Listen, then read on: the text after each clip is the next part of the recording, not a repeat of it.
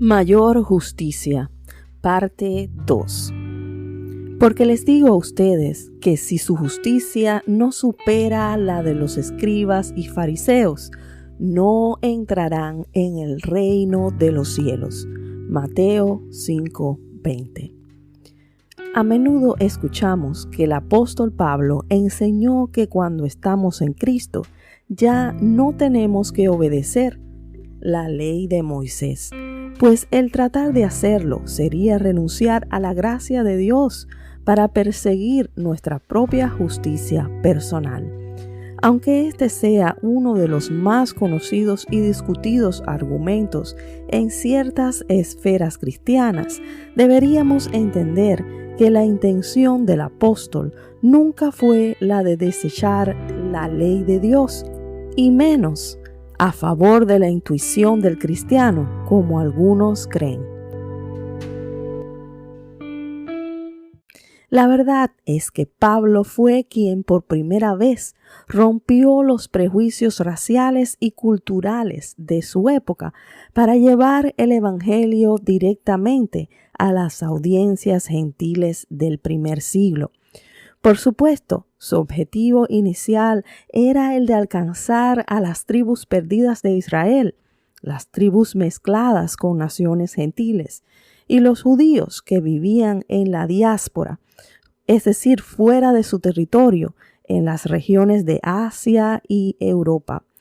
Pero a causa de la terrible persecución y rechazo que experimentó de parte de las autoridades religiosas judías en todas las ciudades que visitaba, Pablo entendió que Dios lo estaba empujando más allá de las comunidades judías, a las comunidades de origen gentil, sin vínculo alguno con el judaísmo. Lo próximo que sabemos sobre el ministerio de Pablo es que tuvo que enfrentar la disyuntiva de judaizar o no judaizar a los nuevos conversos gentiles. No porque él mismo lo considerara necesario, sino a causa de la enorme presión que recibiría de parte de algunos en la comunidad judío-cristiana, por llamarle de alguna manera lo que hoy serían judíos mesiánicos, y también sus líderes, a los que a menudo llamamos judaizantes. La historia cuenta que estos elementos judaizantes comenzaron a importunar las nuevas congregaciones gentiles establecidas por Pablo y sus compañeros en sus viajes misioneros, para obligarlos a adoptar la fe judía como prerequisito para ser considerados verdaderos seguidores de Cristo, el Mesías judío.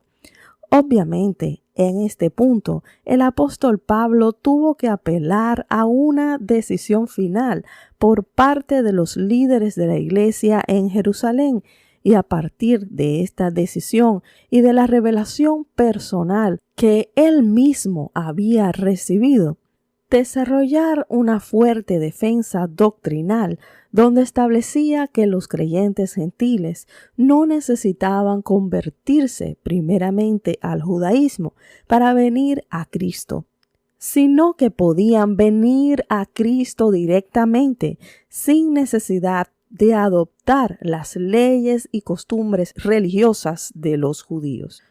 Lo que Pablo nunca hizo, pese a lo que mucha gente erróneamente cree, fue restarle importancia o validez a la ley de Dios, es decir, al conjunto de principios, instrucciones y estatutos que conforman, por decirlo de alguna manera, el corazón de la ley. De haberlo hecho, él estaría contradiciendo directamente las enseñanzas de Jesús, quien dijo en Mateo 5, del 17 al 20, «No piensen que he venido para poner fin a la ley o a los profetas. No he venido para poner fin, sino para cumplir. Porque en verdad les digo que hasta que pasen el cielo y la tierra, no se perderá ni una letra, ni una tilde de la ley, hasta que toda se cumpla. Cualquiera, pues, que anule uno solo de estos mandamientos, aun de los más pequeños, y así lo enseñe a otros, será llamado muy pequeño en el reino de los cielos. Pero cualquiera que los guarde y los enseñe, éste será llamado grande en el reino de los cielos. Porque les digo a ustedes que si su justicia no supera a la de los escribas y fariseos, no entrarán en el reino de los cielos. Si hemos entendido bien, Jesús mismo instruyó a sus discípulos acerca de una mayor justicia, es decir, superior a la de los escribas y fariseos religiosos de su tiempo. Vale aclarar que los fariseos eran los judíos ultraortodoxos del primer siglo, gente sumamente estricta e inflexible a la hora de interpretar y poner en práctica la ley de Moisés, pero no solamente la ley escrita, sino sobre todo la ley oral.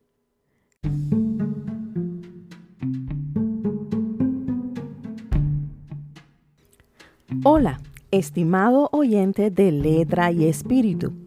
Antes de continuar con este estudio de la Palabra de Dios, quisiera pedirte que tomes unos momentos para considerar suscribirte gratuitamente a este podcast. Puedes hacer esto desde tu plataforma de audio favorita o visitando el sitio web del ministerio en www.letrayespiritu.org, donde encontrarás también nuestros estudios publicados en el blog. Ya lo sabes, gracias por tu atención. Que Dios te bendiga más. La ley o tradición oral, como también se le conoce, es considerada en círculos religiosos como la interpretación oficial de la ley escrita, contenida en los 4 primeros libros de la Biblia. Aunque se dice que las instrucciones adicionales fueron inicialmente recibidas por Moisés a la par del texto sagrado y transmitidas de manera oral a fin de completar y explicar este último, lo cierto es que este compendio de tradición rabínica y ordenanzas rituales muy específicas se fue acumulando a través de los años a manera de único comentario autorizado de la Sagrada Escritura. Y ya en el tiempo de Jesús se había convertido en el principal foco de atención del judaísmo más conservador, en el cual encontramos a los fariseos, aún por encima de la ley escrita, a la cual llamaron Torá. En sentido general, la ley oral, segunda ley como también se le conoce, se consideraba inseparable del texto sagrado y había tomado el lugar de la ley mosaica o la ley escrita o la Torá, como hasta hoy sucede en el judaísmo moderno, convirtiéndose así en una pesada carga para aquellos que profesaban una sincera devoción hacia Dios, pero que difícilmente podían cumplir con los cientos y cientos de minuciosos requerimientos rituales y ceremoniales establecidos por esta. Al tiempo presente, la ley oral, o lo que queda de ella, se encuentra registrada por escrito en el Talmud y constituye una de las razones fundamentales por la que los judíos religiosos no se atreven a estudiar e interpretar directamente las Sagradas Escrituras, sino que dependen para su estudio e interpretación de un montón de comentarios y comentarios de comentarios considerados tan o más valiosos que la propia Torá, la cual conduce naturalmente a Cristo, como dice Juan 5:39.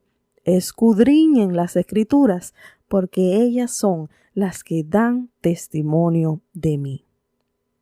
Como cristianos de procedencia gentil, a menudo mal interpretamos que Jesús criticó a las autoridades religiosas de su tiempo por su hipocresía y su exagerada obediencia de la ley mosaica. Pero si analizamos más a fondo las palabras del Maestro, ¿se opuso Jesús realmente a la observancia de la ley mosaica o a la observancia de la tradición oral por encima de la ley de Dios? Veamos. Los evangelios recogen varias ocasiones en las que Jesús confrontó a los fariseos por su apego a la tradición oral en detrimento de la ley escrita. Por ejemplo, en el Evangelio de Mateo, en el capítulo 15, leemos en los versículos del 1 al 20. Entonces se acercaron a Jesús ciertos escribas y fariseos de Jerusalén, diciendo: ¿Por qué tus discípulos quebrantan la tradición de los ancianos? Porque no se lavan las manos cuando comen pan. En este pasaje, la frase tradición de los ancianos se refiere a la ley oral que ya hemos mencionado, la cual no tenía al momento una expresión escrita, hasta que en el año 200 después de Cristo se recogió por escrito en lo que hoy se conoce la Mishnah y el Talmud judío.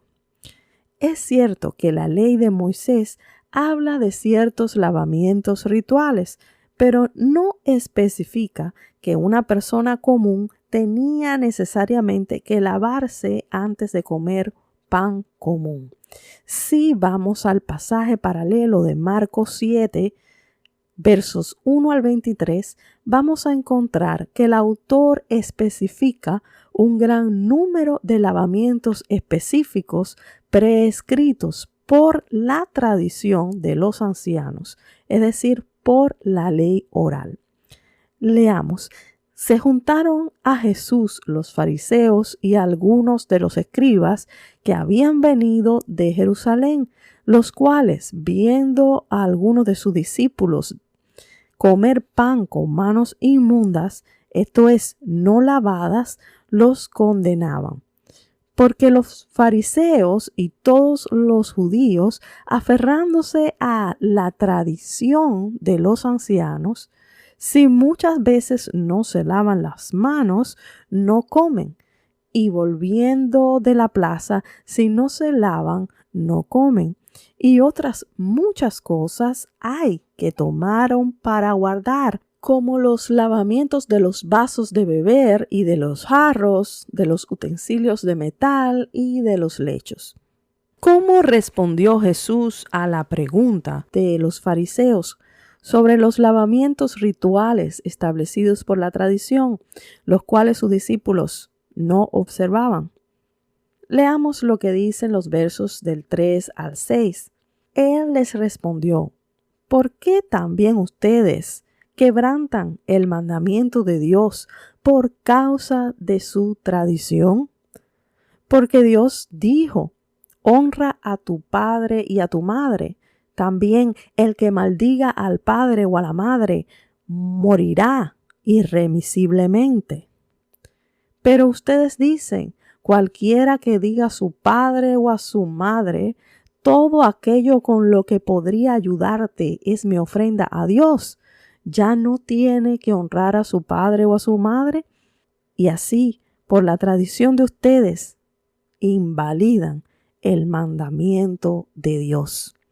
Hagamos una pausa aquí. Resaltemos la manera como Jesús acusó a las autoridades religiosas de manipular la ley de Moisés a través de la tradición oral para lograr un beneficio personal. Y es que la ley escrita claramente establecía que todo hijo estaba obligado a honrar a sus padres. Eso está en Éxodo 20:12 y Deuteronomio 5:16. Parte de lo cual consistía en proveer para ellos durante los años difíciles de la vejez. El respeto que la ley mosaica otorgaba a los padres era tal que autorizaba la pena máxima para aquellos hijos que deliberadamente maldijeran, deshonraran o faltaran a su obligación con sus padres. Y eso está en Éxodo 21:17 y Levítico 20:9.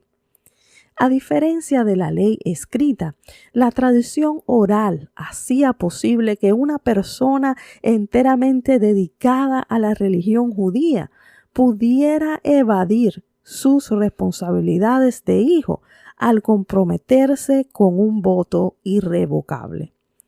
En este caso, los padres de este individuo religioso devoto tenían que contentarse con saber que su hijo estaba dedicado a Dios con todos sus bienes y propiedades, considerándolo el mayor honor y por lo tanto no esperar ningún respaldo material de él.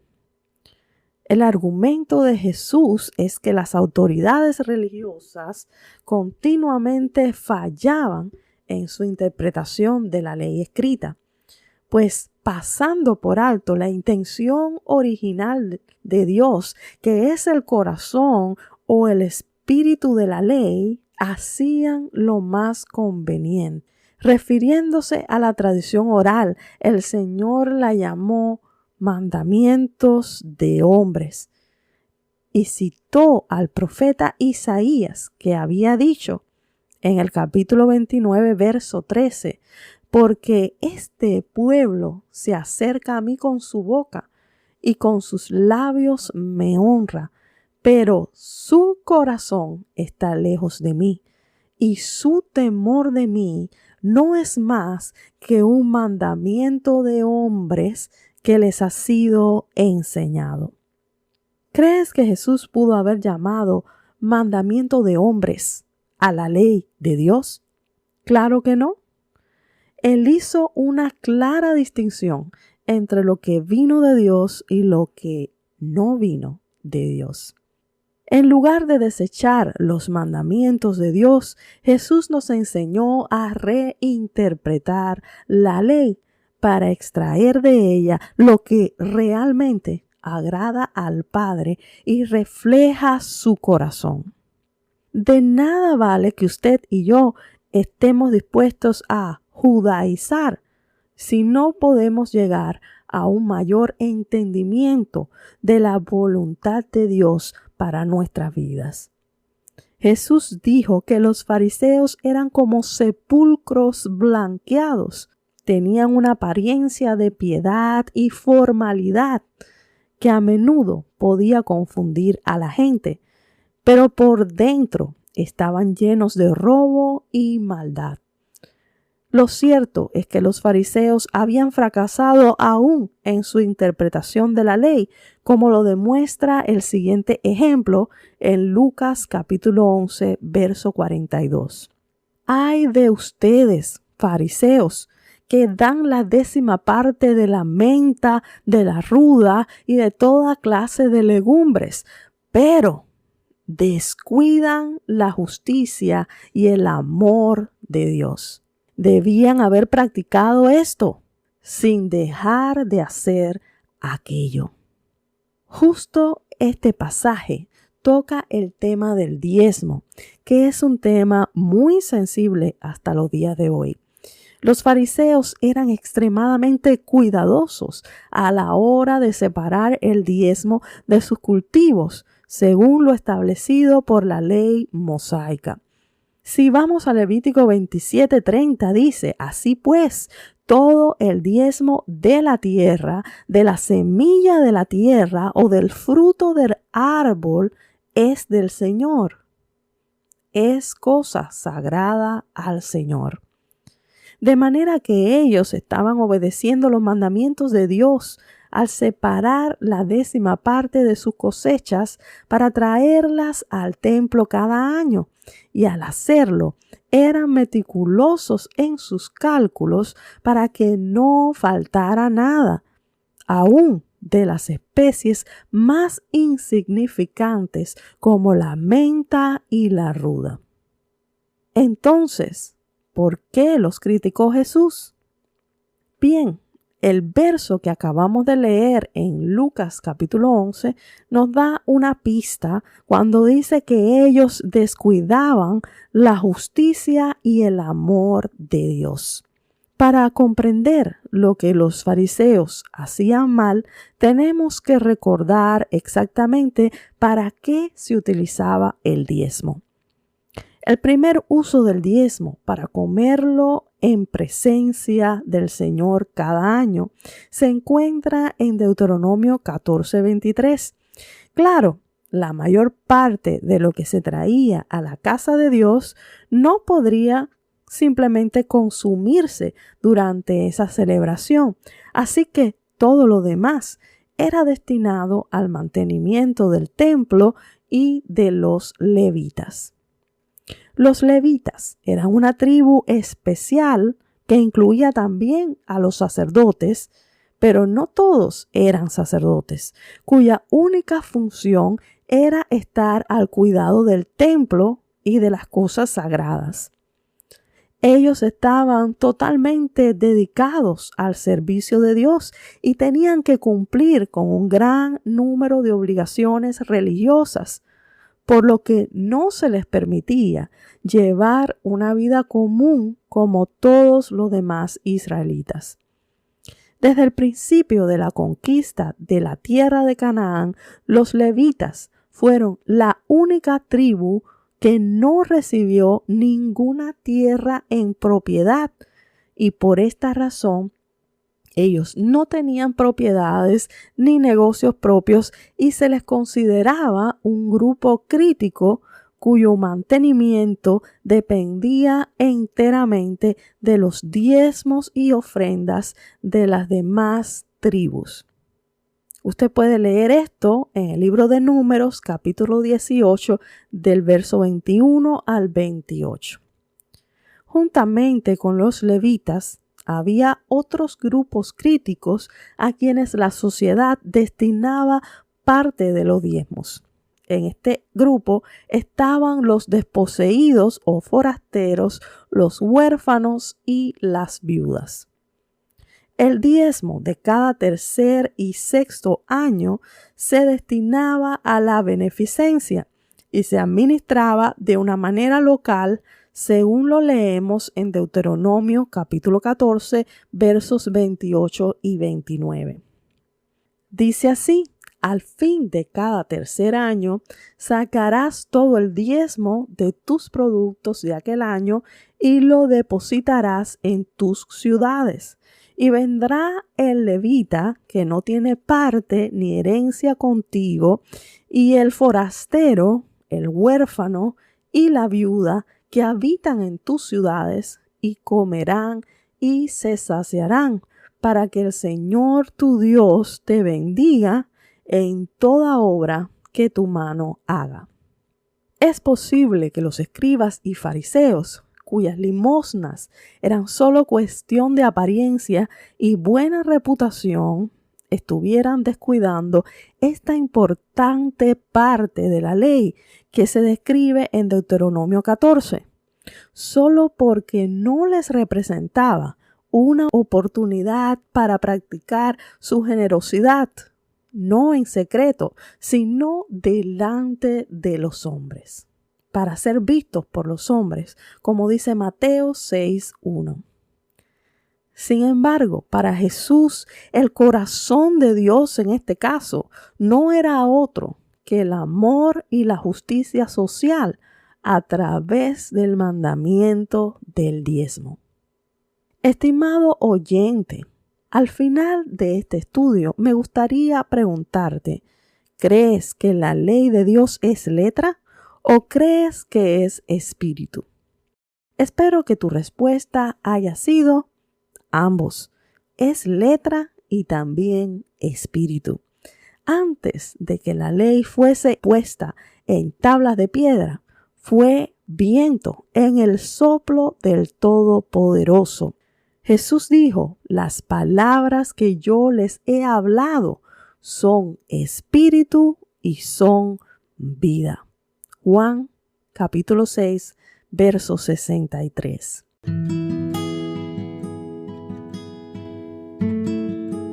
De la misma manera que los fariseos obedecían la ley en su forma externa, letra, pero pasaban por alto el corazón de Dios revelado a través del mandamiento, espíritu, así también nosotros podemos sentirnos tentados a interpretar la ley a la manera del antiguo pacto y no a la manera del nuevo pacto, en la jurisdicción del Espíritu, en la que somos llamados y capacitados sobrenaturalmente para practicar una mayor justicia que la de los escribas y fariseos. Como dijo el Señor por medio del profeta Jeremías, en el capítulo 31, versos 33 y 34. Esta será la alianza que haré con Israel en aquel tiempo. Pondré mi ley, y esta es la palabra Torá, en su corazón, y la escribiré en su mente. Yo seré su Dios, y ellos serán mi pueblo. Yo, el Señor, lo afirmo. Ya no será necesario que unos a otros, amigos y parientes, tengan que instruirse para que me conozcan, porque todos, desde el más grande hasta el más pequeño, me conocerán. ¿Está la ley de Dios escrita en tu corazón? Pidamos al Señor que traiga un mayor entendimiento por el Espíritu de Dios para que podamos agradarle.